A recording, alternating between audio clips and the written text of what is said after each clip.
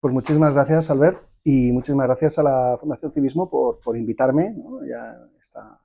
A moderar este coloquio con Nicolás Pascual de la Parte, que es un diplomático muy conocido. Voy a dar unas breves pinceladas biográficas de Nicolás, que es diplomático con larga trayectoria, como ahora describiré, y que actualmente es eurodiputado por el Partido Popular, y dentro de sus quehaceres, pues ahora mismo es coordinador en la Comisión de Seguridad y Defensa para el conjunto del Partido Popular Europeo, que es una responsabilidad importante y que evidentemente muy relacionada con el tema que vamos a hablar hoy. Nicolás Pascual de la Parte tiene o cuenta con una experiencia muy extensa de 30 años en la carrera diplomática, y ha ocupado cargos tan relevantes como embajador de España ante la OTAN, o también embajador en misión especial para la ciberseguridad y las amenazas híbridas. Además, ha sido embajador de España ante el Comité de Política y Seguridad de la Unión Europea, más conocido por su acrónimo de COPS, y ha sido consejero en el Departamento de Asuntos Internacionales del Gabinete de la Presidencia del Gobierno de España, y ha liderado grupos de trabajo en el Consejo de la Unión Europea para asuntos relacionados con América Latina y Naciones Unidas. Es decir, que Nicolás cuenta con una trayectoria muy extensa y muy centrada en asuntos de seguridad, defensa y obviamente política internacional, lo que le convierte de verdad a él sí en una voz muy autorizada para hablarnos de este tema, de lo que apuntaba Albert, lo que tiene que ver con la defensa europea, en el que ahí tenemos dos variables importantes, Unión Europea y también OTAN, ¿no? Que ambas están pues en una situación complicada. Entonces, hecha esta presentación biográfica de Nicolás Pascual de la Parte, pues le voy a dar la palabra para que haga una primera intervención de unos 15-20 minutos, más o menos, para después abrir un turno de coloquio que la semana pasada ya comprobé que es muy animado y que hay mucha participación, y estoy seguro de que hoy va a haber todavía más. Y yo tengo una serie de preguntas también relacionadas con un artículo que publicó Nicolás recientemente en el Real Instituto Elcano, que tiene un título claramente muy explicativo y claro, ¿no?, del mensaje. El título es "Llegó la hora de que Europa dé una respuesta sin fisuras a Putin", ¿no? Y ahí yo recomiendo a todo el mundo que su lectura. Es un artículo relativamente breve, pero muy enjundioso y con muchas ideas y asuntos que sin duda vamos a tratar esta tarde. Así que, cuando quieras, Nicolás. Bueno, pues muchísimas gracias, Nicolás, por tu presentación tan amable e injustificada. Pero, en fin, te lo agradezco muchísimo. Muchísimas gracias a Civismo por la invitación esta tarde a dirigirme a todos ustedes, y muchísimas gracias por la presencia de tantos amigos, caras conocidas. Me siento como en casa y muy cómodo. Yo creo que si queremos centrar realmente el tema de esta tarde, hemos de reconocer un hecho. Rusia está en guerra. Rusia está en guerra con Ucrania. Guerra total. Y Rusia nos ha declarado también la guerra híbrida al resto, es decir, a la OTAN y a la Unión Europea. Como saben, la guerra híbrida no es una guerra total, es una guerra que utiliza medios para desarticular, desestabilizar política económica o socialmente un país, que no ha de ser respondida con métodos militares tradicionales, sino con medidas de defensa también híbridas. La ventaja del que ataca de una forma híbrida es que conoce el propósito, el alcance y la naturaleza del ataque, y puede atacar en el momento y en el lugar que así lo considera oportuno, que es lo que está haciendo Putin. Está atacando por tierra, mar y aire, con incursiones de los drones, con el corte de los cables submarinos que transportan los datos entre Norteamérica y Europa, con sabotajes, con interferencias en los procesos electorales, con campaña de desinformación masiva, con ciberataques. Es decir, la playa de ataques híbridos que está haciendo Putin contra Occidente no tiene límite, porque, como digo, utiliza cualquier medio para destabilizarnos sin saber nosotros exactamente hasta dónde quiere llegar. Él lleva la iniciativa, sabe dónde quiere llegar y puede escalar o desescalar el conflicto en voluntad. Eso le da una ventaja estratégica enorme, porque nosotros somos las víctimas que solamente podemos reaccionar. Y cuando reaccionas no sabes efectivamente cómo reaccionar, porque no sabes ni el propósito, ni el alcance, ni la intensidad del ataque. Y por eso decía en el artículo que tú has mencionado, hace una transposición con el juego de las 7:30, que hay de ti si no llegas, pero hay de ti si te pasas es peor, ¿no? Entonces no sabes cómo hacer una articulación de la respuesta. Si es insuficiente, se queda por debajo de lo necesario, estás invitando al agresor a que siga aumentando, escalando el conflicto, porque no hay respuesta. Pero si la respuesta es desproporcionadamente alta, entras en un conflicto que a lo mejor no querías provocar, un conflicto militar armado, un all-out war.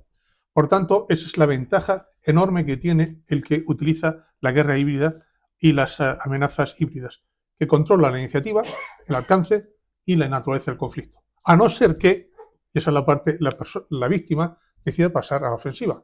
Es decir, yo no sé por qué si Rusia continuamente está atacando nuestras infraestructuras, ¿os habéis dado cuenta de la cantidad de fábricas de armamento que están explotando últimamente en Europa y en Estados Unidos? Pues es casualidad, ¿no? Pero en fin, y la cantidad de cables que no funcionan y la cantidad... Bueno, si ellos han pasado a ese nivel, nosotros, aparte de defendernos, como he dicho al principio, es prácticamente imposible defenderte de todas las posibilidades porque son infinitas. Lo que tienes que tener es unas infraestructuras críticas de transporte, de energía, sanitarias, de educación, de suministros de alimentos muy sólida, pero es imposible que puedas, como digo, blindarte contra cualquier ataque híbrido. Por tanto, hay algunos que están pensando, oye, pues cuando recibes un ataque híbrido tienes que responder con otro. Y como nosotros no estamos capacitados para eso, porque eso hace falta una unidad política, una unidad de mando en la Unión Europea que decida cómo y cuándo, y eso es de momento impensable, y como cada país por su cuenta tampoco lo quiere hacer, la forma más lógica de responder a esos ataques híbridos de Putin es ayudar masivamente a nuestros aliados ucranianos para que lo hagan ellos, en nuestro nombre y en su nombre. Porque ellos están defendiendo su libertad, pero están defendiendo la nuestra, están defendiendo su modelo de vida, pero están defendiendo el nuestro. Es decir, ellos sí pueden atacar las infraestructuras críticas rusas, objetivos legítimos, militares y civiles, ya sean depósitos de armas, ya sean bases militares, ya sean transportes, ya sea energía, para responder in kind a lo que Rusia nos está haciendo. Es la única forma que de momento tenemos para responder. Pero claro, seguimos todavía con la cuestión abierta. ¿Hasta dónde va a llegar Putin? ¿Se va a quedar aquí? ¿Va a seguir hacia adelante? Y eso exige un reajuste en Europa. Porque claro, de momento, según los protocolos de actuación de los aeropuertos europeos, por ejemplo, basta que un dron sobrevuele el espacio aéreo para que toda la flota aérea se quede en tierra. No puede sacar ningún avión. Es decir, mañana Putin, con dos o tres drones en el aeropuerto de Frankfurt, en el de París y en el de Madrid, te bloquea todo el tráfico aéreo de Europa. Todo. ¿Cuál sería en ese caso el país más perjudicado de la falta de tráfico aéreo?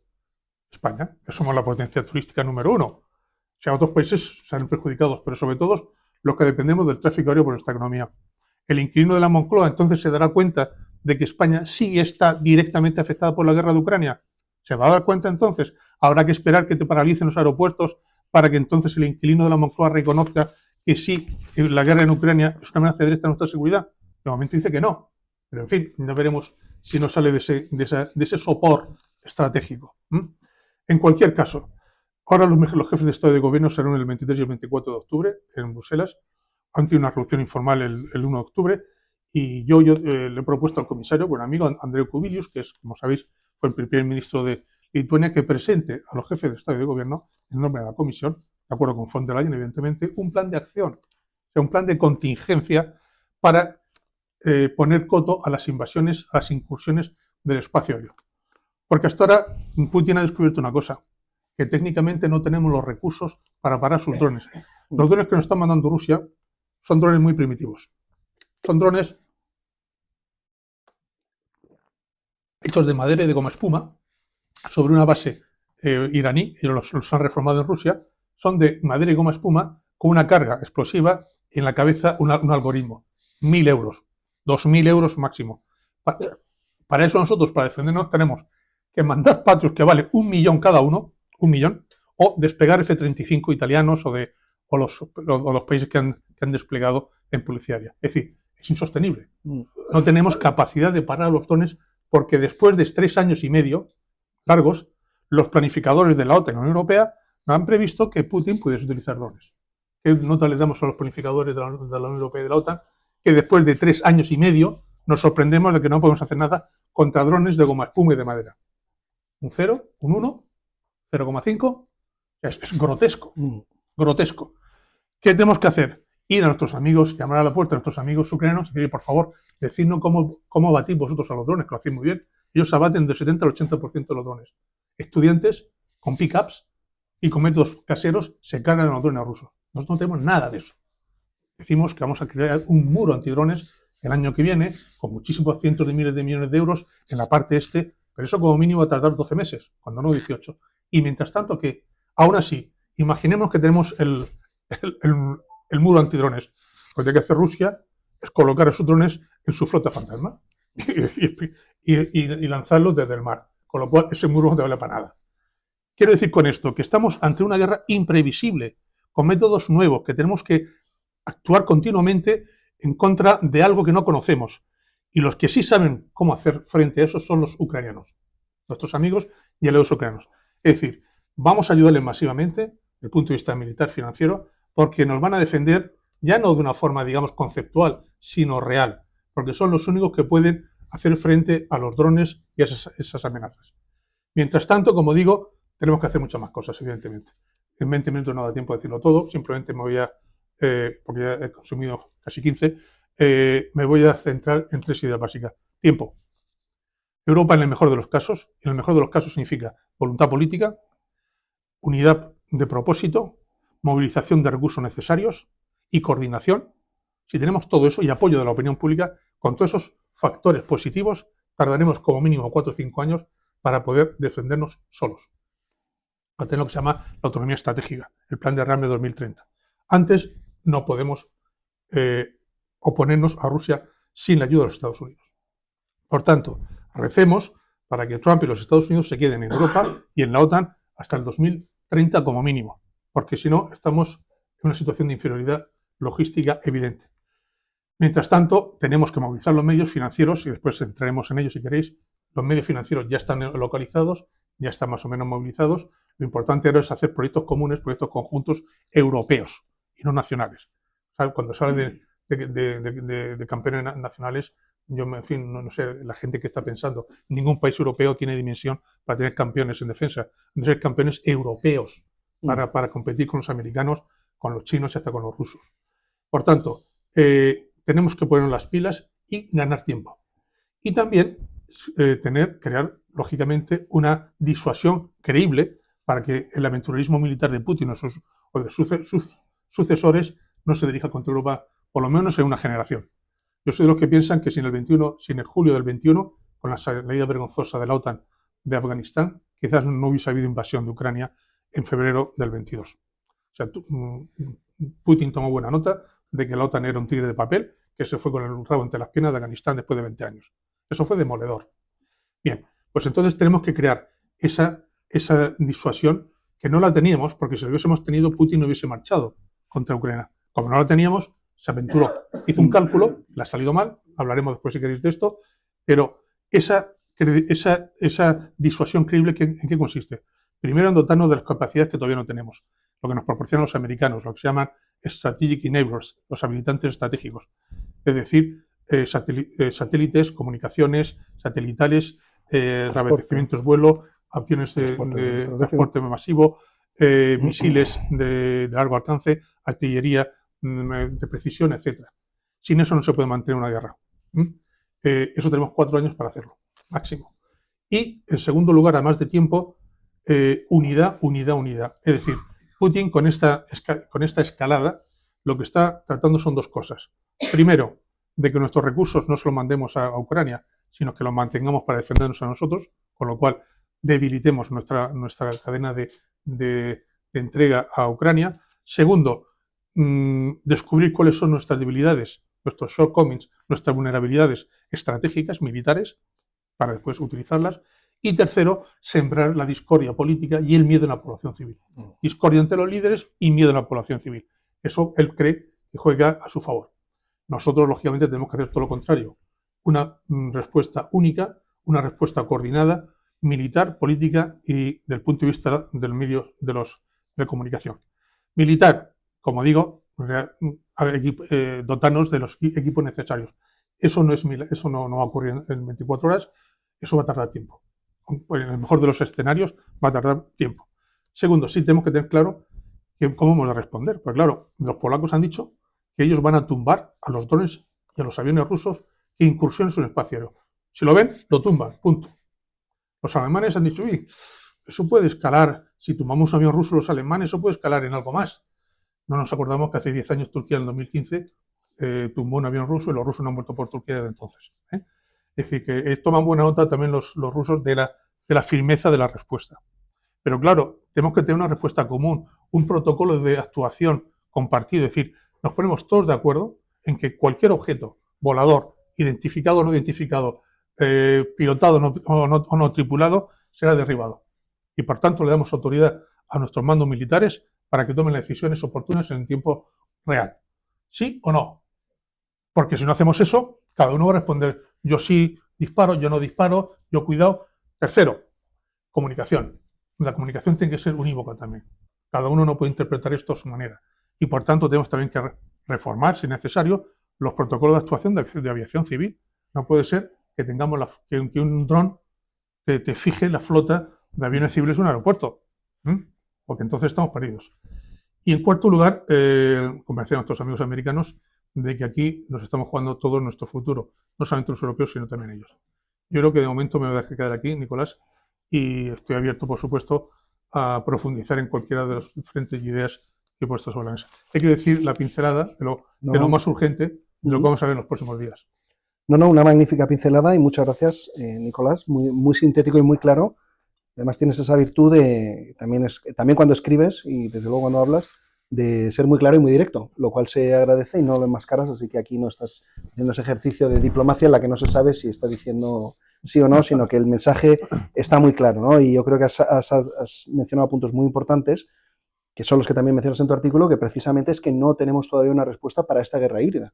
Y resulta, como dices en tu artículo, inexplicable, ciertamente lo es, que 3 años después y más de 3 años. o más de 3 años no estemos listos. Y apuntas también una cosa muy importante que has dicho aquí, aprender de los ucranianos, porque normalmente, y esto lo vemos todos, ¿no? Cuando hablamos de la colaboración con Ucrania, siempre, por ejemplo, cuando vienen soldados ucranianos a España, siempre hablamos de que los vamos a formar. Y yo no digo que no tengamos nada que enseñarles, seguro que sí tenemos muchas cosas que enseñarles, pero desde luego de la guerra hoy moderna, de cómo se está combatiendo con Rusia, claramente ellos nos pueden enseñar mucho más que a la inversa, ¿no? Y el tema de los drones es clarísimo porque es una vulnerabilidad para la que no estamos listos, ¿no? Y bueno, yo hasta que vea que haya preguntas, ¿no? Que abriré el coloquio muy rápido, pero sí, si te parece, por abrir un poco, lamento no generar discrepancias con Nicolás, pero es que estamos muy de acuerdo o completamente de acuerdo en los temas. Un segundo, voy a abrir un par de temas para que tengamos un menú más amplio y ya reparto juego, ¿no? De los temas que has dicho, me gustaría preguntarte sobre dos en particular, ¿no? Porque en tu artículo das las cifras, ¿no? De los fondos que se van a movilizar, ¿no? Y tengo una curiosidad que bueno, yo creo que será compartida por todos, pero que es con estos fondos SAFE, ¿no? Que son 150.000 millones de euros de créditos blandos, básicamente. Ahí ha habido, el país que más destaca es Polonia, con 43.000, ¿no? Solicitados, pero hay bastantes otros. Pero España se ha quedado muy rezagada, ¿no? O sea, solo 1.000 millones de euros. No sé si tú tienes una, yo no la tengo, por eso te pregunto, pregunta genuina, la verdad. Lo que hemos dicho antes, que el inquilino de la Moncloa piensa que no estamos afectados directamente por la guerra en Ucrania. Por tanto, no tenemos por qué rearmarnos. Así de claro. Entonces, de esos 150 millones de SAFE, eso, como bien sabéis, es un tramo de los 800.000 que se han aprobado por la Comisión. 150.000 son SAFE, que son créditos no solamente blandos, tienes un periodo de latencia de 10 años. No hay que pagar nada en 10 años. Y al cabo de 10 años empiezan a pagar con un interés muy bajo porque la Unión Europea se beneficia de la categoría AAA por las agencias internacionales financieras. Eso significa tipo de interés muy bajo. Y además la Comisión te permite invocar la cláusula de escape para no computarlo como gasto en el Pacto de Estabilidad y Crecimiento y sacarlo del presupuesto. Nosotros hemos dicho, pues, a nosotros no solo el dinero, por favor. Nosotros nosotros no invocamos la cláusula de escape, no, que se compute en el presupuesto militar. ¿Cuántos millones hay? Yo con 1.000 me apaño. Bueno, los polacos 43.500, como tú has dicho. Los alemanes 12.000. No son países menores, ¿verdad? Francia 10.000. Nosotros 1.000. Sí, es que cuando eso refleja la importancia estratégica que le damos a cada uno de los países al conflicto en Ucrania, ¿no? Sí, es que ya te digo, me resultó muy sorprendente cuando vi las cifras hace una semana o 10 días que se hicieron públicas. Y esto me lleva a mi segunda pregunta, que también es un tema que has tocado, ¿no? Pero, bueno, dos temas, ¿no? Que me gustaría también plantear. Una ya has mencionado, pero quizás ahí sería interesante debatirlo un poco más, la cuestión de la opinión pública, ¿no? Porque ciertamente el gobierno en esto no tiene o no muestra un gran compromiso o una gran vocación por hacer cosas, ¿no? pero tampoco tengo yo claro que la opinión pública española sea muy consciente, ¿no? Lo viva esto con cierta lejanía. Entonces, a medida que la cosa se vaya complicando, ¿no? O que desde luego haya que utilizar, de traer recursos de algunas partidas para dedicarlos a la defensa, esto yo creo que va a ser inevitable en algún momento. ¿Cómo crees tú que va a ser posible esta pedagogía, hacerla, o si va a ser sencillo? Primero siendo coherentes, que el gobierno no lo es. O sea, cuando el presidente del gobierno dijo, ¿os acordáis cuando estaba en la oposición, que había que suprimir el Ministerio de Defensa? Después que eso es secretario general de la OTAN. Y ahora dice que no quiere gastar el 5%. O sea, una coherencia absoluta la de este señor. Claro, cuando tienes esa falta de seriedad, la gente, tú no le puedes decir ningún mensaje serio. Usted quiere suprimir el Ministerio de Defensa después que es secretario general de la OTAN y ahora no sabe, no contesta. ¿Esto qué es? ¿Qué broma es esta? Entonces, así es muy difícil movilizar. Sánchez quiere hacer la política interior con la política internacional y, por tanto, la utiliza como tal, que es la característica propia de todos los males gobernantes que en el mundo han sido. ¿Quiere descubrir un mal gobernante? Mira a ver si utiliza la política internacional para propósitos internos. Ahí lo tienes. No fallas. Pero es que además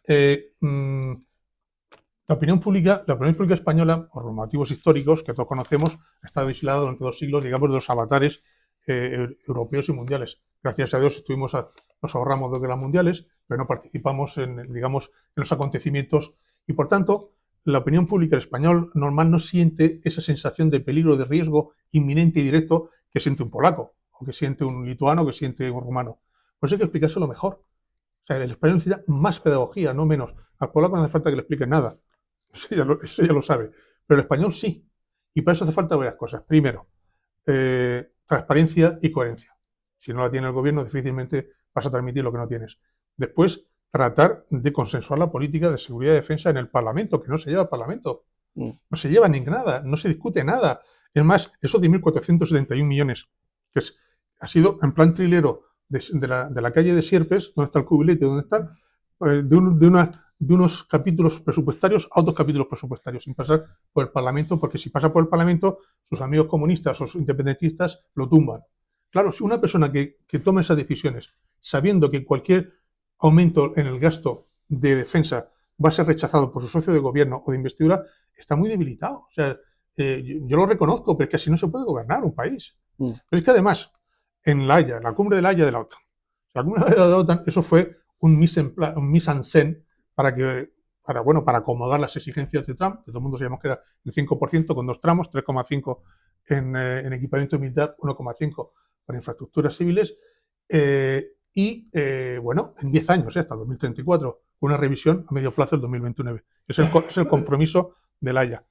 Todos, después de muchas negociaciones, se articuló esa oferta para, como digo, tranquilizar a Trump y que los americanos anclar la presencia militar norteamericana. Coño, pues hubo una persona que casi se carga aquello, que dijo en la sala que sí, y después salió corriendo a la sala de prensa y dijo que no pensaba pagar, que con el 2% era suficiente. Y además le echó la culpa a los militares.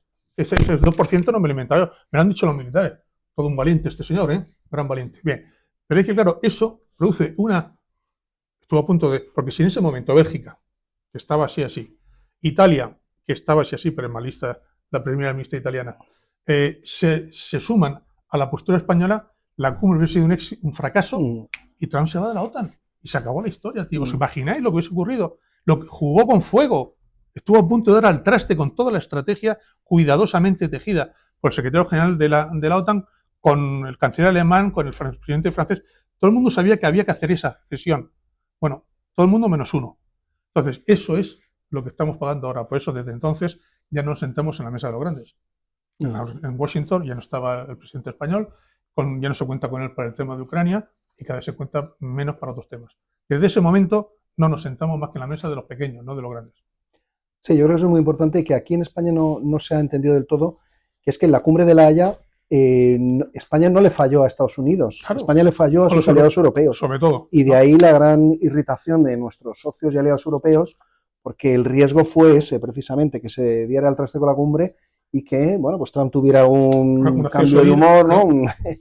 Y lo cual también revela un poco la fragilidad de la OTAN en este momento, claro, porque si todo depende de un cambio de humor... Que necesitamos tiempo. Claro, por eso, necesitamos ese tiempo porque evidentemente no bueno, yo lo dije aquí la semana pasada, jueves pasado creo, que es que Europa, nos guste o no, no está preparada para lidiar con este escenario ahora mismo. Entonces necesita tiempo. Y mi última pregunta antes de abrir el turno, aprovecho mi pequeño privilegio hoy, es dentro del grupo del Partido Popular Europeo, ahí en el Parlamento en Bruselas, estas divisiones, porque a ver, yo estuve la semana pasada o la anterior, no me acuerdo, en Varsovia, también una cosa con alemanes y polacos. ¿Fue en Dansk? No, estuve en Varsovia, la capital. Varsovia. Y la verdad que me llamó la atención que todavía había muchos colegas alemanes, había una mezcla, ¿no? Todo, desde asesores, expertos, también algún político en activo, así una mezcla, y todavía había algunos que les parecía inconcebible que Rusia pudiera realmente hacer algo que fuera un poco más allá, ¿no? Y en cambio los polacos al revés, ¿no? O sea, estaban muy, muy convencidos, ¿no? Me pregunto si en el Parlamento tú también detectas esto entre tus colegas del grupo. ¿Y cómo ves esto? ¿Cómo te parece que esto puede ser gestionado? ¿No? Porque es muy difícil. Es una pregunta muy pertinente. Si vivimos en mundos un poco tan distintos, ¿no? De la cosa es inminente, o bueno, no exageremos, o bueno, seguro que no llega la sangre al río. ¿Cómo hacemos la argamasa para esa unidad? ¿Qué comentas? Junto a la primera idea que hemos dicho de tiempo, la segunda idea es solidaridad. Uh-huh. Y nuestros socios del Este, más directamente amenazados por Putin, los países bálticos, Polonia, la República Checa, Rumanía, Bulgaria, nos piden solidaridad. Es decir, usted está recibiendo durante 20 años fondo de cohesión, ahora con el COVID usted se llevó la friolera 163.000 millones, Italia se llevó 200 y pico mil, pero España 163 millones. Hombre, hemos demostrado solidaridad con usted con el COVID, ahora que tenemos un problema nosotros mayor que usted, no que usted no lo tenga, que lo puede tener también, porque hemos dicho antes que el tráfico aéreo puede colapsar en cualquier momento, pero ahora es normal que usted nos eche una mano. Y el ejército español lo está haciendo muy bien. Siempre el pabellón de España lo salva el ejército español, las Fuerzas Armadas, la Guardia Civil. En todas las misiones y operaciones lo hacen sobresaliente. Pero se nota, ellos perciben que se están arrastrando los pies en el sur de Europa, tanto España como también Italia y hasta cierto punto Francia, ¿no? Yo creo que eso no lo podemos permitir. Eso sería jugar a favor de Putin. Dividirnos entre nosotros ahora sería letal. Tenemos que tener una sola voz y decir, vamos a solidarizarnos con los socios, con los colegas, con los países aliados que ahora están sufriendo más. Esto nos llevaría a otra reflexión. Vamos a ver, las repúblicas bálticas son indefendibles contra una invasión masiva rusa. Indefendibles. 24 horas se las comen a las 3 y todavía me sobran horas. Pero no pasa nada. Es decir, no pasa nada. Ellos no lo hacen porque la respuesta de la OTAN se supone que sería demoledora. Pero claro, ahora nos tiemblan las piernas. Este debate lo tenemos que haber tenido cuando las repúblicas bálticas entraron en la OTAN. ¿Son defendibles de un ataque ruso? No, no lo son. ¿Y aún así las metemos dentro? Sí, las metemos dentro. Bueno, pues entonces hay que apechugar con las consecuencias. Usted ya sabía que eran indefendibles y usted las metió dentro, ¿no? Pues ahora hay que defenderlas. Es que no las puedo defender, ya lo sabía. Entonces tendrá usted que crear una disuasión tan potente contra Rusia que a Putin no se le ocurra ni en sus sueños más húmedos invadir las repúblicas bálticas. Es que si no tienes ese claro mensaje a Putin, claro que puede tener la tentación mañana de darnos un susto en cualquier punto. Ahí o en Moldavia, que tiene una división en Transnistria, acorazada ahí. Tiene que atravesar el río e invade Moldavia. Una división rusa entera. Entonces, no sabemos lo que va a hacer. Estamos todos esperando a ver cuál es el siguiente movimiento. Un poco lamentable. Entonces, el mensaje tiene que ser de firmeza. Es decir, no va usted a ganar la guerra en Ucrania. No es que vamos a ayudar a los ucranianos a no perder la guerra, no. Le vamos a ayudar a ganar la guerra.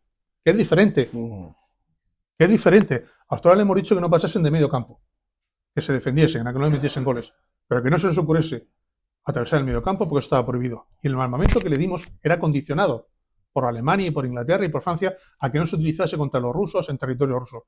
Difícilmente puede ganar un partido si no pueden marcar goles, claro. O sea, defendiendo solo, al final o terminas 0-4 o 0-5, ¿verdad? Bueno, pues eso hay que cambiarlo.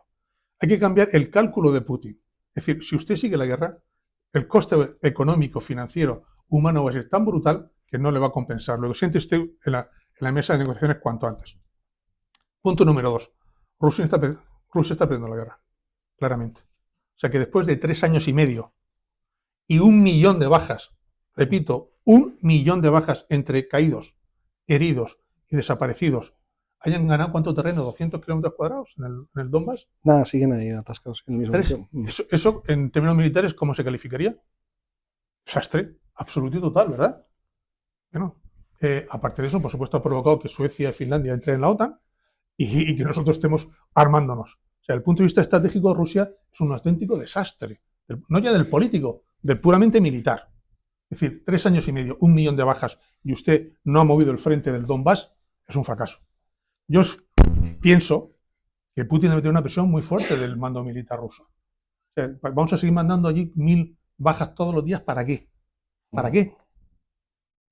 O sea, o bien le dirán los militares rusos, que los más radicales, acabamos con la guerra de una forma masiva, con bombardeo masivo y acabamos con la broma esta en una semana, o bien nos hacemos la paz. Pero estar aquí con una guerra de desgaste permanente, con 1000 bajas diarias, ¿hasta cuándo? O sea, quiero decir que la perspectiva, la guerra depende de cómo la mires. Si yo fuese un general ruso estaría muy enfadado, o un coronel ruso. O sea, porque es un desastre absoluto. Muchas gracias, Nicolás. Sí, pues vamos a abrir. Le voy a dar primero a Albert y después al señor del fondo, que es el que había levantado el señor detrás suyo le había levantado primero. Primero vamos con Albert.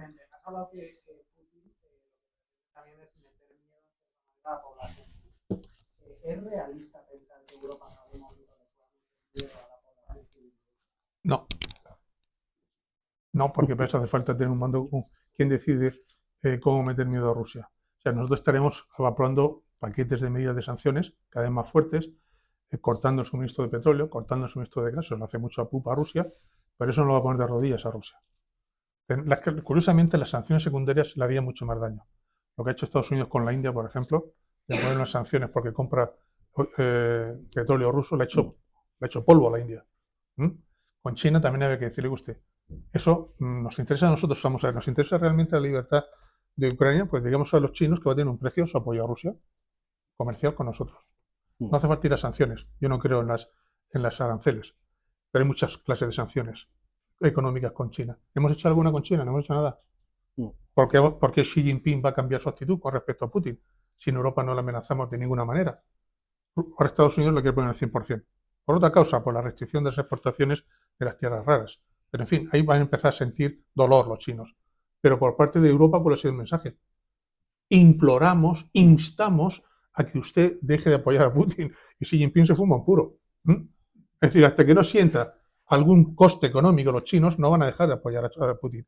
Y sin el apoyo chino, a Putin le quedarían semanas. Pero no hacemos nada. Sí, usted, por favor. Esto es tú. Bueno, antes que nada, quiero hacer una aclaración, porque lo que voy a decir tal vez no guste. Yo no he votado nunca socialista, no soy simpatizante del presidente del gobierno, pero me sorprende mucho todo el análisis que se ha hecho.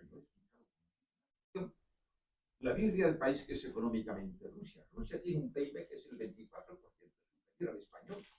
Yo he vivido toda mi vida en el mundo de los números. Soy ingeniero de caminos, he calculado puentes toda mi vida y veo un contra Dios hablando coloquialmente.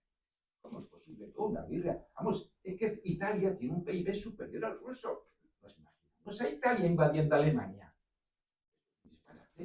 ¿Cómo es posible que la economía de los países, no ya del mundo, simplemente de la Unión Europea, que le damos sopas con ondas a esta gente, que el desgaste económico que tiene que tener Rusia es intolerable?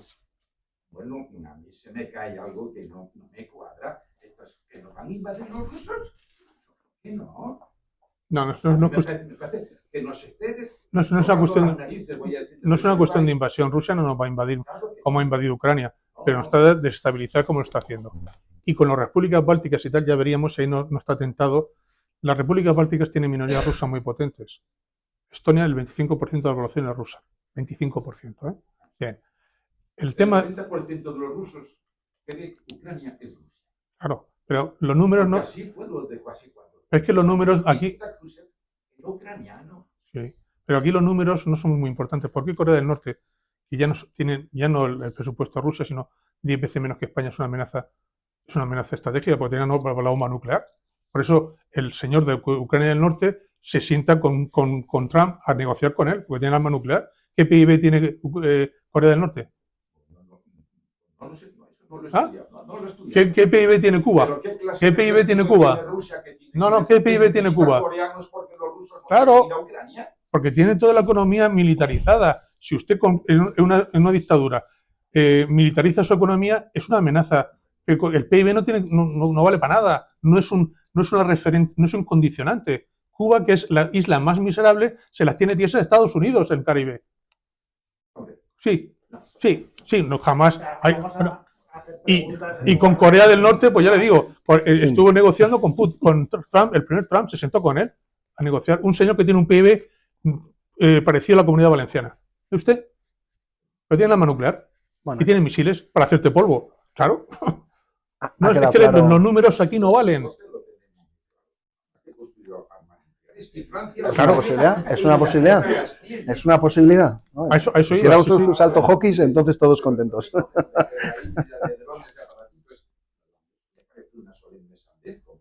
Bueno, pero... Sé que no lo es, pero que se lo está tomando. Sigo yo la noticia en mi bueno. Me gusta su exposición, lo que pasa es que me sorprende sinceramente. ¿Qué han sido los números? Como una birria de país de economía como Rusia nos puede poner tambaleando a toda Europa. Eso es lo que a mí me... Imagínese usted que va en un Mercedes último modelo, eso es Europa. Y viene un señor con una moto, que tienen un choque, la moto contra el Mercedes. Usted se baja con sus paquetes de papeles del seguro y el de la moto le saca una navaja. ¿Quién gana ahí? Usted con su Mercedes 500 o el tío de la moto con una navaja. Claro. No, el de la moto es Putin. O sea, no es que tiene una moto, pero tiene una navaja y una moto. ¿Entiendes? Y usted no tiene más que papeles. Claro. Perdón, ahora voy a ir dando... vamos a intentar hacer preguntas y así tendremos tiempo de recoger todas. Sí. Es muy sencilla. Vamos, ¿cuál crees que puede ser la actitud futura de Trump? Si podemos asistir a una cosa parecida a un acelerón, como hemos asistido a lo de en Gaza, no sé. Ya sé que es muy difícil prever lo que puede hacer Trump, pero bueno. No, son dos conflictos muy diferentes. Bien es cierto que hace una semana nadie pensaba que Trump iba a tener éxito con un plan de paz. Nadie. Y ahora ahí está. Ya veremos si se mantiene o no, pero ahí está. O sea, el hombre, el liderazgo tiene. Utiliza para todo, como buen negociador, utiliza la diplomacia y la coerción. Más coerción que diplomacia. Su lema es paz a través de la fuerza. Peace through strength. Bueno, en el Oriente Medio funcionó. En Ucrania no puede funcionar igual. Porque para Rusia, vamos a ver, cuando en Alaska se sentó Trump y enfrente se sentó Putin, veíamos a un señor, Trump, que quería una solución rápida de un conflicto, cuanto antes. Que no es lógicamente un interés vital para él. Que encima tenía prisa y que no conocía nada del país. Y enfrente tienes otro señor, Putin, que no tiene ninguna prisa. Tiene la paciencia estratégica porque tiene un fondo del armario superior al de Ucrania. Que sí considera el conflicto de Ucrania como una cuestión existencial para Rusia y que no tiene opinión pública a la que dar explicaciones. ¿Quién gana esa negociación? A ver, rápidamente. Pues ya está. Es decir, si tú vas queriendo acabar a cualquier precio la guerra en un asunto que no consideras vital y el otro no tiene ninguna prisa en un asunto que es vital para él, está claro que tienes que cambiar la perspectiva. Y hasta ahora se ha dado cuenta Trump, yo creo, que con Putin no podía ir como el Bitkov ese, que mandó allí a hablar durante media hora, estuvo 5 horas con Putin. Entonces, por lo visto, Trump le llamaba cada media hora, pero ¿qué pasa? Que está hablando con Putin 5 horas y dice, pero ¿cómo puedes hablar con Putin 5 horas si no tienes ni puñetera idea tú de Ucrania? Le dijo, si eres un build developer de Nueva York, ¿de qué habéis estado hablando durante 5 horas? Hombre, cuando es un chiste que Bitkov contra Putin y todo su estado mayor de diplomáticos pues a negociar nada, ¿no? Pues era el negociador, el señor Bitkov, ¿no? Un developer, un real estate developer de Nueva York, que no sabía ni dónde estaba Ucrania. Bueno. Ahora está este señor. Ya preguntar esta pregunta muy breve. Primera es, ¿cuándo se va a crear un ejército europeo real y con más inversión?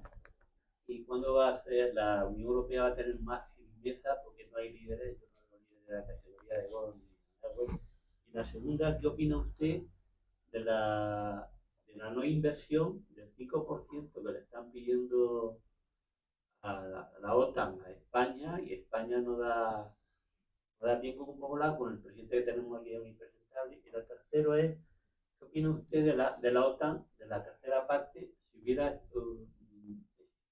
vivido Reagan,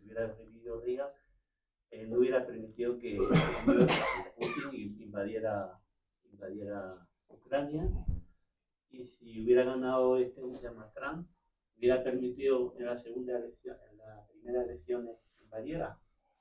Vamos a ver, por Las partes. tres preguntas muy sencillas, no son por Sí. No, Bueno, vamos a ver, la primera, el ejército europeo. Yo creo que ahora mismo eso no lo tenemos. Y aquí tenemos dos vías de avance, que son paralelas y complementarias, no excluyentes. Europeizar la OTAN, es decir, ahora el cuartel general en Mons está siempre en manos de un general norteamericano, el SACEUR es un general norteamericano, la toma de decisiones y los puestos decisivos de toma de decisiones están ocupados por norteamericanos. Podemos europeizar la OTAN para el caso de que en el futuro un presidente norteamericano no quisiera utilizar la OTAN o quisiera utilizar solamente coalition of the willing, coaliciones de voluntarios. Eso sería crear un pilar europeo dentro de la OTAN. Además, tiene los procesos de toma de decisiones y los mecanismos y la arquitectura institucional bien preparada. Pero al mismo tiempo tenemos que avanzar también en la creación de estructuras de ejército europeo en Europa. Lo fundamental ya es crear un Estado Mayor que no tenemos. Un Estado Mayor. Existe el Military Staff, que hay unos 40 o 50 señores, pero un cuartel general significa 400, 500 personas, generales, planificadores, etcétera, etcétera. Eso no existe. Junto a ese Estado Mayor necesitamos una cadena integrada de mando militar, que tampoco existe. Y eso lleva su tiempo. Tenemos una brigada franco-alemana en Estrasburgo, que se suponía que iba a ser el origen de un ejército europeo futuro, pero de momento no tenemos ni el Estado Mayor ni esa estructura integrada militar. En tercer lugar, necesitamos procedimientos de homogenización o estandarización de los productos industriales de defensa, para que seamos interdependientes y que la munición europea se pueda utilizar por un carro alemán y viceversa. En cuarto lugar, necesitamos protocolos de actuación conjuntos, como ahora con los drones. ¿Qué hacemos? Si cada uno responde de una forma diferente porque no existe un protocolo conjunto, no tenemos una respuesta conjunta. Es decir, y después, por supuesto, viene el dinero y todo lo demás. Pero eso es fundamental y eso lleva cierto tiempo. Pero yo creo que, insisto, tenemos que crear esas estructuras europeas, europeizar las de la OTAN y avanzar en ambos frentes. muy bien. Perdón, había hecho Era el 5%. el 5%. La no inversión del 5% Sí. se le está pidiendo al presidente de aquí, pues, Bueno, pues Ya ha quedado claro. y no da respuesta. Y la tercera, Sí, el contrafactual. Pero vamos por partes no, para la ganar inversión, tiempo. vamos a ver, si está insistiendo en que la lucha contra el medio ambiente se incluya en el presupuesto de defensa. Le ha dicho a la Comisión que no. Le ha dicho el comisario, Andrius Kubilius, que buen amigo mío, lituano, que eso no puede ser. Que existe una cosa, existen unos criterios que además se acuerdan y se negocian regularmente en la OTAN. El COFA, creo que se llama en inglés, en lo cual se dice lo que sí es gasto de defensa y lo que no es gasto de defensa. Pues aún así, el gobierno español sigue insistiendo en que va a incluir la lucha contra el medio ambiente en gasto de defensa. O sea, esto es surrealista, pero es así. Entonces, lógicamente, no puede aumentar el gasto de defensa porque, aunque quisiera, sus socios no se lo van a permitir, sus socios de gobierno y de investidura. Ahí está cogido totalmente en un cul-de-sac y nos arrastra a todos, nosotros, claro. Luego no va a cumplir. Si te parece, Nicolás, voy a recoger. ¿Te parece si Sí. recogemos 3 o 4 y Perfecto. así las agrupamos para dar el mayor número de palabras posibles? Y entonces voy a ir por orden. Estaba este chico primero, tú primero, por favor. Y ahora iré pasando todo el mundo que me ha ido levantando la mano y recojo todas las preguntas posibles. Sí, por favor. Pues si el Parlamento Europeo tiene una comisión de seguridad y defensa, porque entiendo que Europa comprende que no hay defensa exterior sin seguridad interior y no hay seguridad interior sin defensa exterior. No hemos hablado mucho de la seguridad interior, pero una guerra híbrida como la que está desarrollando Rusia trata de desestabilizar la nación y para ello emplea mecanismos que a veces no los defiende el ejército, sino que los defendemos las fuerzas y cuerpos de seguridad. En esta parte de seguridad interior quizás habría que hacer una mayor inversión, no sé si tanto económica, pero sí a lo mejor la Unión Europea debería prestar más atención a que las fuerzas de seguridad pudieran desarrollar mejor su labor y pudieran volver a tener ese principio de autoridad que parece que están perdiendo la mayoría de Estados miembros. Si pudiéramos articular algún mecanismo de este estilo para que durante estos 4 años que tenemos que prepararnos a nivel de defensa haya una paz social suficiente y también una estabilidad política garantizada por esas fuerzas de seguridad para que esa guerra híbrida no ataña a ese espectro que claramente también lo quiere. Muchas gracias por la pregunta. Recogemos 3 o 4, ¿vale? es verdad, Así es que sí, si no, sí. no nos dará tiempo. Muchas gracias, excelente pregunta. ¿Usted, el señor de fondo? Sí, bueno, yo es que tengo cierta información historicista. Entonces, cuando veo lo de Ucrania y lo de Rusia, me acuerdo de la Rus de Kiev, de la Malorrusia, la Novorrusia, veo el Euromaidán en buena parte con un golpe de Estado, comprendo las causas del nacionalismo ruso, que Rusia, Bielorrusia, Ucrania, que para ellos es la misma nación, el mismo país.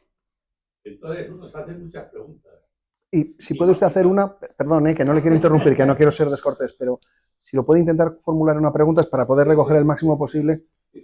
Entonces, digamos que hay unas causas y unos porqués. Entonces yo creo que quizá lo más realista sería intentar llegar a un acuerdo que seguramente pase por la cesión a Rusia de aquellos territorios que son inequívocamente prorrusos y de etnia y cultura rusa, y seguramente eso, en un análisis geopolítico amplio, es bueno para las dos partes, porque Rusia es un territorio inmenso sin gente y Europa tiene mucha gente.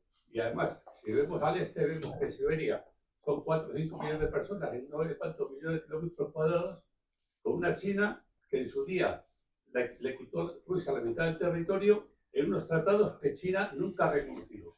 Entonces, seguramente a la larga, la conveniencia es Europa y Rusia que hagan una entente porque a las dos les conviene. No. Muy bien, muchas gracias. Por favor. Muchas gracias por la intervención.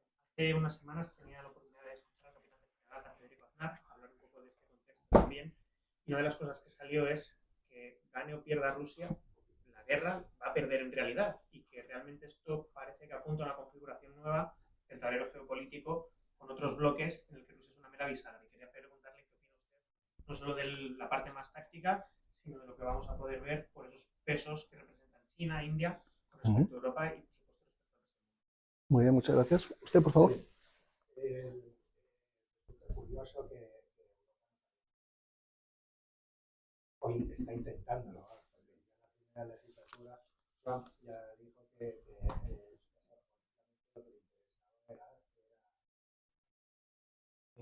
pero bueno, Putin nos ha hecho. Sin embargo, se está desestabilizando muchos países que están con Rusia. En República Checa, un prorruso, en Rumanía salió un prorruso, le hicieron convocar unas nuevas elecciones. O sea, parece ser que está haciendo un efecto dominó. Si necesitamos 4 años todavía para crear esa estructura defensiva. Luego, por otro lado, también no solamente nos afecta toda esa parte de la europea, sino también por el sur. De la retirada de Francia, de Mali, de todos los países del Sahel, estamos viendo que hordas de que también nos está provocando una estabilización.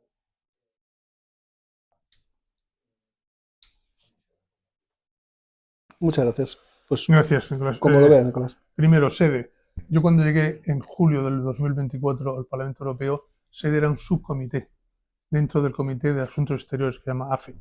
Desde diciembre del año pasado, de 2024, ya es un comité full-fledged y, por tanto, tenemos las mismas capacidades legislativas y presupuestarias que los demás comités. ¿Por qué fuimos capaces de elevar la categoría de subcomité a comité? Precisamente por esa conciencia que hay en Europa de la importancia de los asuntos de defensa y seguridad.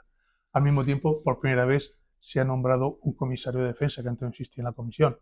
Es decir, existe esa conciencia y, por tanto, eso se traduce en la nueva arquitectura de seguridad y defensa, tanto en la comisión como en el Parlamento.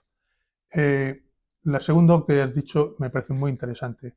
es todo un capítulo que ameritaría otra conferencia, la resiliencia civil a las agresiones. Eso es fundamental. Hemos dicho al principio que no podemos prever todos los ataques híbridos potenciales que puede desencadenar Putin. Pueden ser de todo tipo.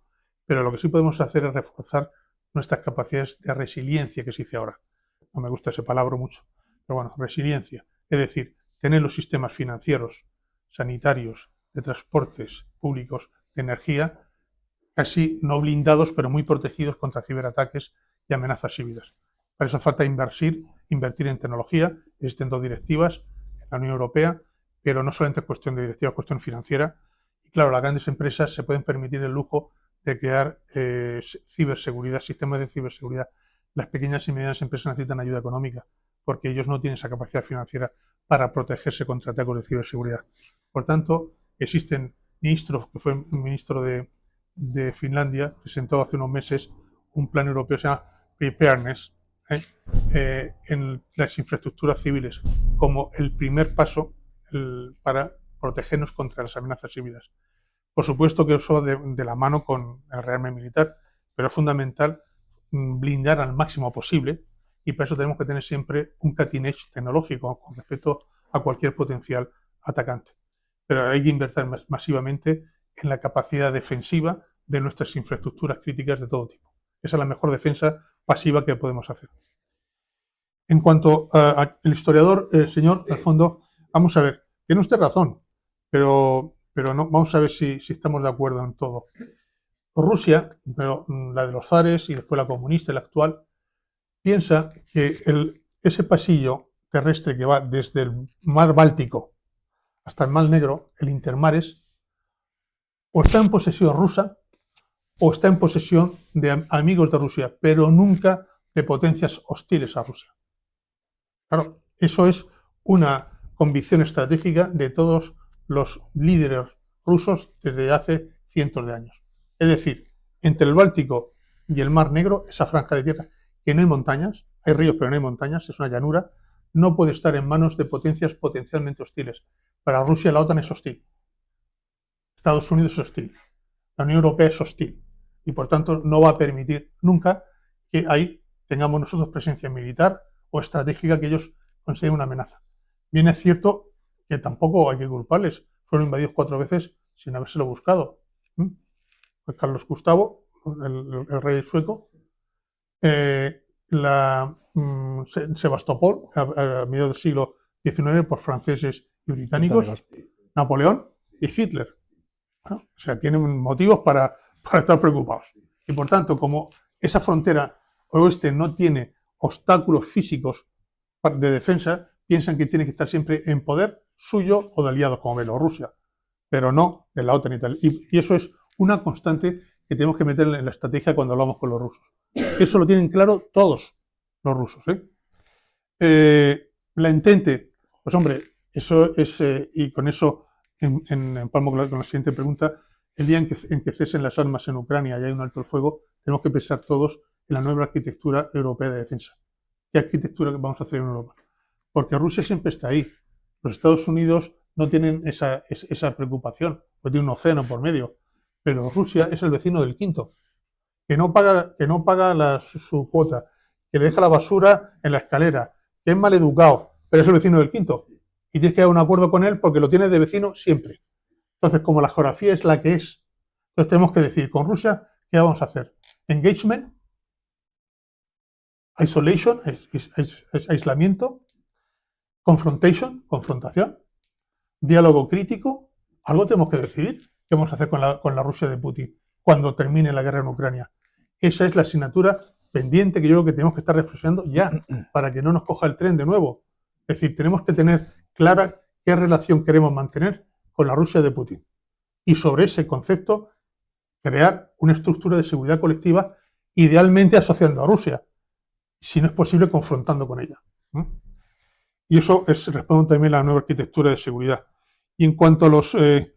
pues sí, los 4 años hemos perdido mucho tiempo, pero no de ahora. O sea, acuérdate que ya en 2014 Rusia anexionó de una forma totalmente ilegal a la península de Crimea, tranquilamente. Mandó unos señores verdes, vestidos de verdes y tal, y nosotros les pusimos unas sanciones, bueno, unas sanciones que no le hicieron mucho daño.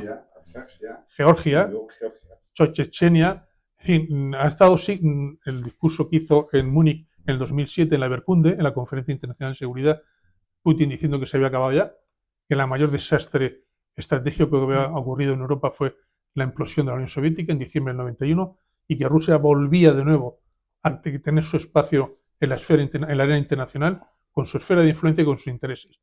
No le quisimos escuchar, eso fue en el 2007.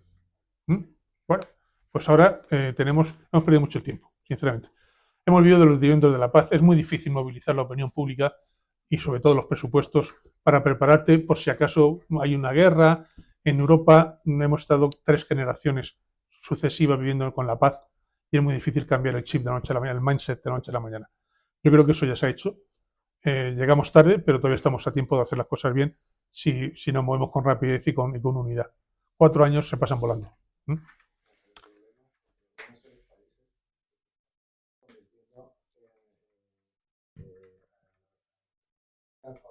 Sí, bueno, es que el proyecto europeo tiene muchos enemigos. Enemigos internos, los populismos, dentro de Europa, de derecha y de izquierda, los populismos, y los enemigos externos. Y el enemigo externo más potente es Rusia actualmente. Pero tenemos que contar también con que esos enemigos internos los utilice Putin a su favor, haciendo alianzas, por supuesto que sí, no solamente en Hungría, en muchos otros países. Eso es una batalla que tenemos que ganar ofreciendo a las poblaciones. Si realmente ofrecemos un proyecto, fíjate, cuando se cayó el muro de Berlín, fue en octubre del 89, y después la implosión de la Unión Soviética, que fue en diciembre del 91, la renta per cápita de Polonia era igual que la de Ucrania. La misma. 25 años más tarde, compara la renta per cápita de Polonia con la de Ucrania, 7 veces mayor, 8 veces mayor. Claro, eso los ucranianos lo ven y los rusos lo ven. O sea, Polonia, desde que se integró en la Unión Europea y en la OTAN, ha florecido con un crecimiento anual del 3%. Y los polacos hoy día, dentro de poco, tendrán más renta per cápita que nosotros, los españoles. Están a punto de adelantarnos. Bueno, claro, los ucranianos quieren lo mismo. Y eso es lo que no puede permitir Rusia. La guerra de Ucrania no es una guerra territorial. A ver si nos enteramos bien. Es decir, Putin no invade Ucrania para quedarse con 200.000 kilómetros cuadrados, cuando tiene 17 millones de kilómetros cuadrados Rusia. Le sobra terreno. No entró para quedarse con el Donbass. Y mucho menos no entró para quedarse con el Donbass al precio que está. Entró para cargarse un régimen que era una amenaza política para su propio electorado de un país eslavo como el suyo, que son primos hermanos, los rusos y los ucranianos son primos hermanos. Era un ejemplo que no podía soportar que un país hermano se integrase en las estructuras económicas, políticas y militares occidentales y prosperase como Polonia, que son otros primos hermanos. La guerra de Putin es ideológica, no es territorial. Si no comprendemos eso, no hemos comprendido nada. Le da igual el Donbass a Putin. Bueno, no le da igual. Si se lo regala, se lo queda, evidentemente. Hay minas, hay carbón, hay un puerto, tiene una central nuclear que es la más grande de Europa, pero no se ha metido en guerra para eso. Se ha metido en guerra para no permitir un proyecto de país alternativo al suyo, eslavo, más exitoso, con democracia y con una sociedad abierta. Por eso se metió en guerra. Muchas gracias, Nicolás. Vamos a recoger unas últimas. Sí, yo quería, a mí, me da un poco énfasis entonces a mí a la guerra cibernética. Claro, ellos son muy poderosos los rusos. O sea, el otro día a Úrsula, a tu presidenta, a nuestra presidenta, fíjate bien que le quitaron las ayudas de tierra para aterrizar y no es la primera vez. Y luego que hay muchas empresas, lo que tú has dicho, medianas, que no tienen ninguna capacidad. Pero es que las grandes a veces tampoco las tienen. Han caído aquí todas las grandes, la seguridad social. No sé si no creo que fueran los rusos, pero a mí esa guerra la puede hacer y le sale gratis. No nos damos cuenta. Es lo que tiene la guerra. La guerra, vamos a ver, la guerra híbrida es lo que antes se llamaba guerra simétrica. Los escolas americanos cada 20 años cambian de vocabulario para ganarse la vida. Claro, pero la realidad es la misma. Lo hacen 3 veces, tú lo conoces bien. Primero hace un artículo de periódico. Fukuyama, el fin de la historia, fue un artículo. Sí. El Foreign Affairs. Como tuvo éxito, lo hizo un ensayo. Como tuvo éxito, hizo un libro. Lo vendió 3 veces el tío. Vendió 3 veces la misma milonga. Y se hizo millonario Francis Fukuyama. Claro. Bueno, para eso son especialistas los escolares norteamericanos. Y claro, cuando se dan cuenta que ya hay que vender un libro, pues cambian los conceptos. Pero es la misma guerra que la de Troya. O sea, utilizar el engaño y el disimulo para desestabilizar y ganar una guerra. El caballo de Troya, ¿qué fue? Una guerra híbrida. Se metió un caballo de Troya, por la noche salieron y abrieron las puertas. Una guerra híbrida que después se convirtió en guerra asimétrica, cuando había que luchar contra los talibanes y contra los iraquíes. Pero es lo mismo. La guerra híbrida la utiliza siempre el débil, nunca el fuerte. El fuerte no necesita la guerra híbrida. El fuerte, como Estados Unidos, cuando te queda un mazazo, pues va y bombardea Irán con bombas de una forma que te deja claro el mensaje, ¿verdad? La guerra híbrida, que es la antigua guerra asimétrica, es la guerra que te hace el débil, el pobre, contra el potente y contra el rico. Y por eso es prácticamente imposible evitar todas las posibilidades.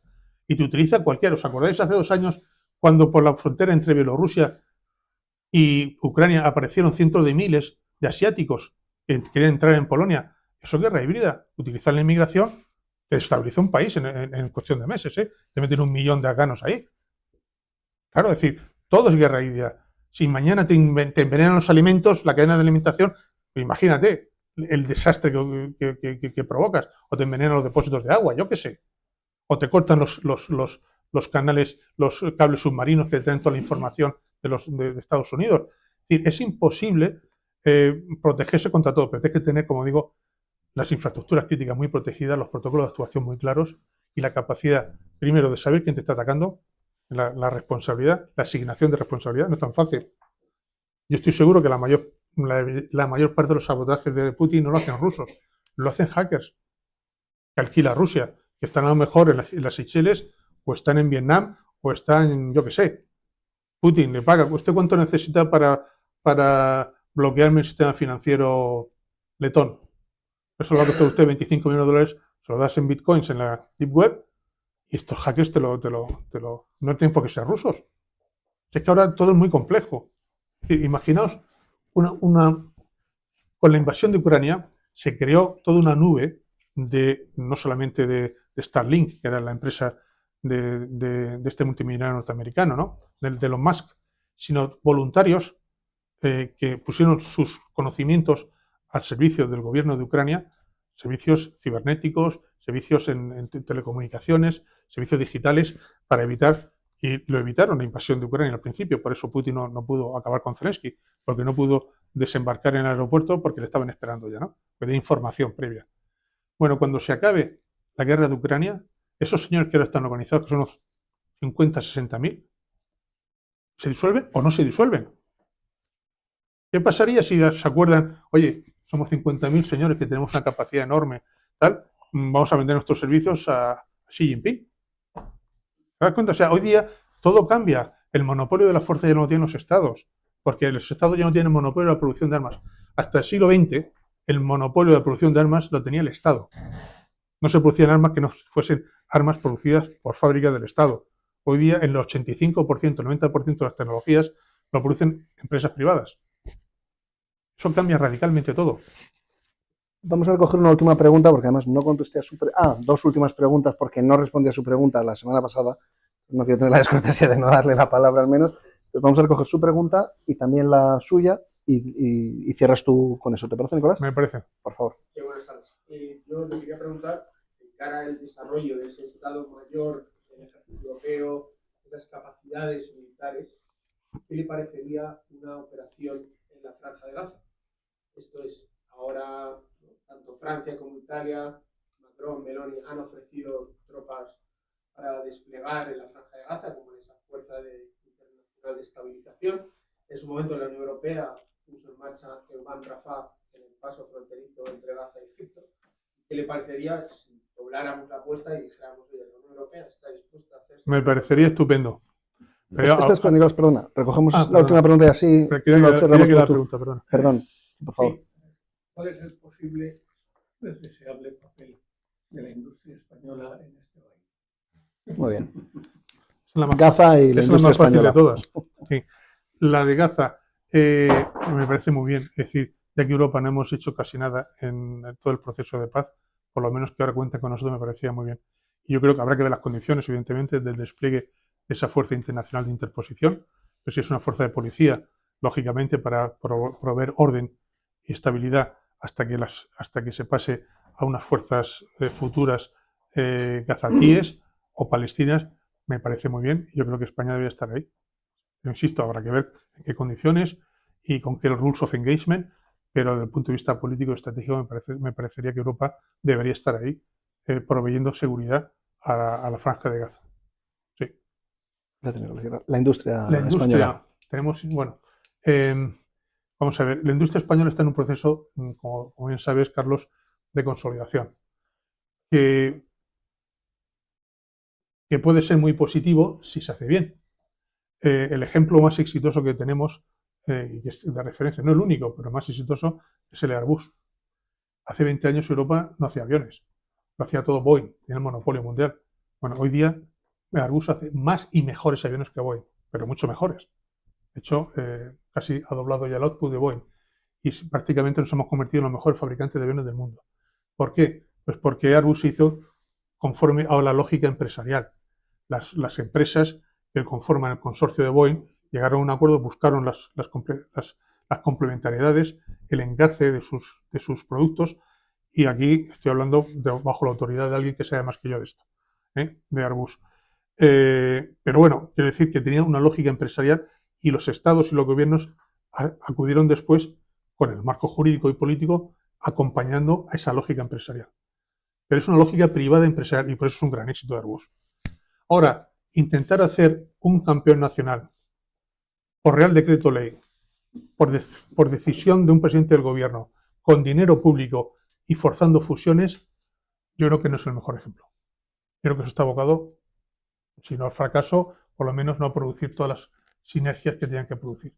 Es decir, al fin de cuentas, Carlos, el mercado de defensa responde a las mismas leyes de la oferta y la demanda. No es diferente. Tiene una especificidad del mercado de defensa, que solamente tiene un demandador, que es el Estado. De compra tanque más que el Estado. Eso puede ser una ventaja o un inconveniente. La ventaja es que te da seguridad, porque el Estado normalmente no quiebra.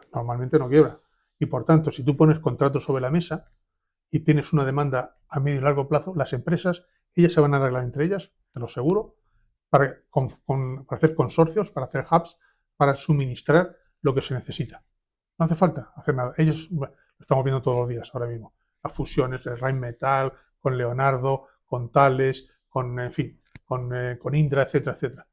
Pero, insisto, tienes que dejar que el mercado y la empresa privada decidan en cómo y cuándo se fusionan. Tú les das la demanda del producto, les aseguras por contrato que vas a comprar lo que produzcan y ya está. Esa es la mejor forma de incentivar la consolidación industrial, a mi juicio.